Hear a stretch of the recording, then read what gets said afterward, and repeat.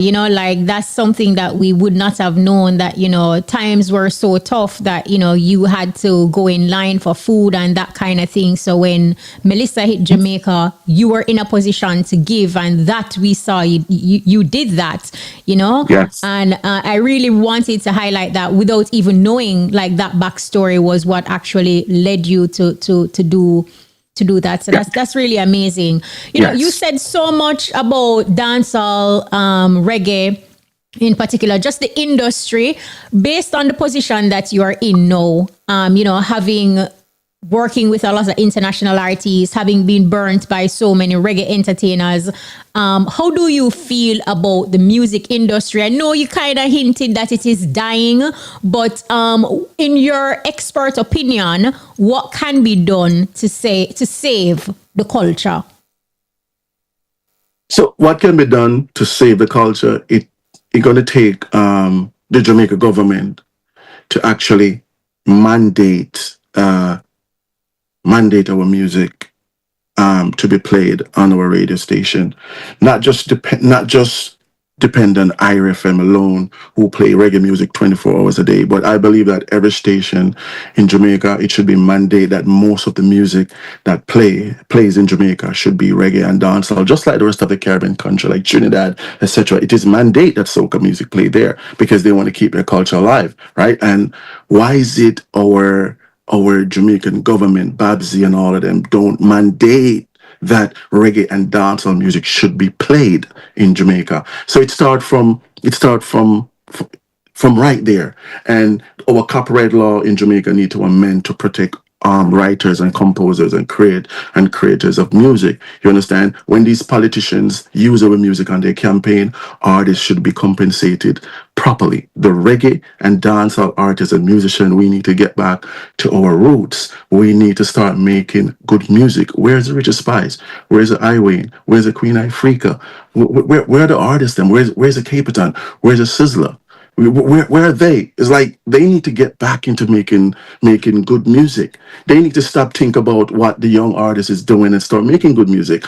Also, our artists, them like the Bounty Killer, the Beanie Man, all them, they need to go back into the studio, start making record. We as veteran producer and upcoming producer, we need to start up dialogue. We need to start some union, something in Jamaica to preserve reggae music and to let the younger generation know that you guys are killing our culture. We're killing what Bob Marley them fight for. We're killing what Peter Touch fight for. We're killing what Dennis Brown, Gregory Isaac.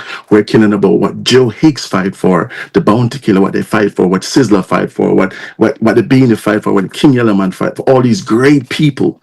They make sacrifice together. Once upon a time, reggae music couldn't play on radio station in Jamaica. And for these people to fight for us, why are we turning away from our culture and adopting America lifestyle? Because America don't have any culture, but we're adopting that and we're putting it into our music. So we, as Jamaican artists and producer, we need to start having dialogue and try to figure out how we can work together and just be honest about it. Where we are today versus 20 years ago. Yes, the music do evolve. Hip-hop evolve. Pop music evolve, but it still have its identity. Dancehall and reggae have no roots. We don't have that anymore. So we can save reggae, but it's going to take our government to mandate it. So if it plays, more artists will earn royalties. We will have more talent. We will have artists no longer have to depend on TikTok for a record to break for them. You understand me? Because there's millions of tourists come to Jamaica. And if our radio stations start playing more reggae, more dancehall, what do you think is going to happen? We're going to hear more talent. You understand me? So that is just my take on it. Dancehall, reggae music, dead. 0.0 sales. No Flava. Two final questions before we go. You're talking, Two final questions for a young producer who is listening.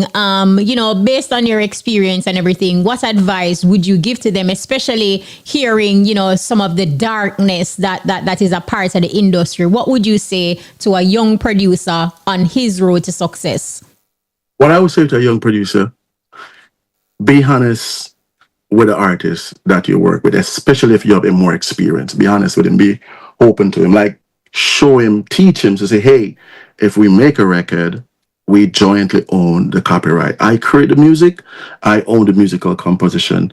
You write the lyrics, you own the copyright for the lyrics. So we jointly own this record for life. So whatever we do is a collected effort for both of us. This is both of us legacy.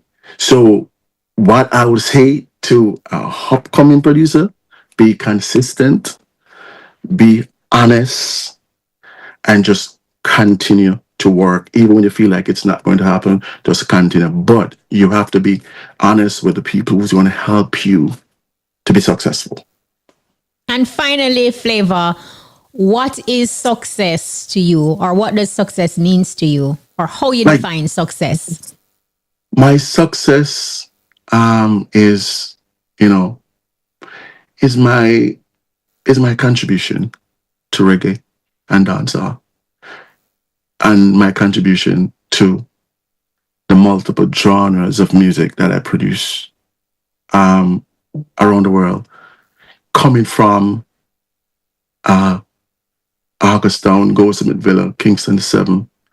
It's like literally a place of hell where there's no opportunity there. And looking back where I come from and my contribution to the music industry, not only in Jamaica, but worldwide, in America, around the world. And long after I gone, I know my name will still call. So for me, that is success. Mm-hmm. Wow. KEMAR, FLAVA, McGregor, thank you so much. This was absolutely amazing. Now, one next question I pop up in my head in a FLAVA. For the people, the entertainers who wronged you, are you open to making amends, or it gone too far now? You're over it? No, as I said to you, I'm mature. I'm mature now, and despite of what they, how they are, and I realize now that that most people in Jamaica, most of us, cannot show love because we never get love. I learned that when I become an adult that I'm looking for love from people who don't know to show love, and I think learning that, if any of those artists, should reach out to me, maybe, even though I said I would never work with them again, you just never know. Because as I said to you, I don't have them up. I sleep comfortable at night, because, and I also forgive all of them. But if we should, even if we don't work again and they should reach out to me and we should have a talk, I will do that. I will do that. Yeah. Mm-hmm. I don't care, girl. Yeah, I don't. Big man thing. Thank you so much, KEMAR, FLAVA, McGregor. This is absolutely amazing. Thank you for making it happen. And our WhatsApp line is blowing up. People are reacting to this conversation. This one says, "My love how FLAVA talk kish, mana lie." And this person says, "KF, this is a great, great, great interview. Big up to FLAVA, Roots Reality. ADB culture, Irie. KEMAR, FLAVA, McGregor, thank you so much. And we wish you all the best on your journey as it continues. Thank you very much. I love you, Jamaica. Love you, everyone at IRFM. You guys started my career. So it's a pleasure to actually share my journey on IRFM. Peace. It was worth the wait. Thank you so much. All right, bye-bye. All right, bye. Again, stay to our listeners. See you on the flip side of this break. Wiki Wacky Music Festival is back February 12 to 14 in Bull Bay, Jamaica. Future Fire Foundation, tribute to Cat Core, featuring the Third World Band members Kumar Fire, Etana, Turbulence, JC Lodge, Billy Mystic, Tijan, Yardcore, and more. Get your tickets at Pond Top Grill, Jacana Manor Park, and New Kingston, Kingston Dub Club, Camilla's Kitchen, Rituals Coffee, The Kuya Store, Alpha Music School, and Jamnesia. Campaign packages and ticket bundles available at wikywackymusicfest.com. This is a Reggae Month endorsed event. Justice needs you served with honor. Your country is calling. Jury duty is more than an obligation. It's your chance to protect fairness, defend rights, and stand for Jamaica. Jurors are supported by